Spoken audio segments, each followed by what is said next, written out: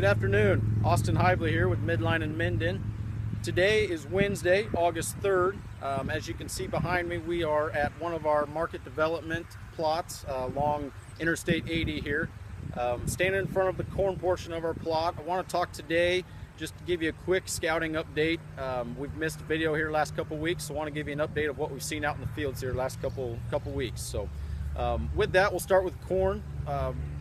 Have started to see a little bit of gray leaf spots starting to show up in corn. Most of that has stayed contained in that lower canopy. Haven't seen a whole lot up into that ear leaf or into the higher canopy, but there is some presence of some in the lower canopy, maybe 2 to 3 lesions of plant. Again, this gray leaf spot, it's very small lesions, but there is presence of some out there.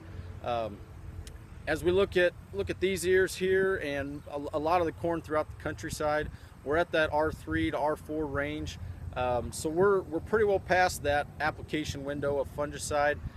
So I really think that this gray leaf presence is not necessarily something that is worth running out and putting on a rescue treatment for 2 reasons. One, we're kind of on the downhill side of the overall efficacy of the fungicide, and then also it's a very low presence of what disease is actually out there. But it is something that is starting to show up, and I wanted to bring to your attention. Along those same lines, as far as bringing to your attention, corn rootworm beetles, we have started to see some pockets of those. Haven't seen a whole lot of root feeding damage per se, but we have seen some beetles out there, and so that was something else I wanted to put on your radar. Transitioning over to the soybean side of the plot, had a few phone calls here last couple weeks regarding insects as well. Insects of Japanese beetles and bean leaf beetles both are starting to cause some defoliation and doing quite a bit of feeding out in the soybeans.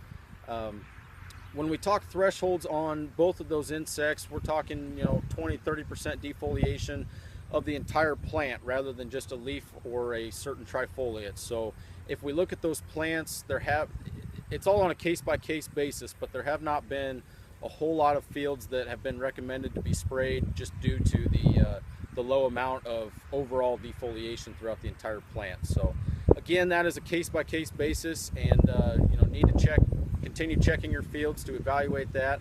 But as of now, there is considerable amount of feeding, but in most cases that would be below threshold. So with that, if you have anything that you would like to have scouted or have taken a look at, feel free to give John, myself, or Connor a call. We'd be happy to come out and take a look at something for you, or even go look with you. So before we close out the video here, I do want to mention that as we're into August now, at the end of the month we will have our annual plot tour. So look for invites for that in the mail. We should be getting those out here fairly soon, and just something I wanted to put on your radar. So again, if you have any questions, feel free to contact us. Thank you.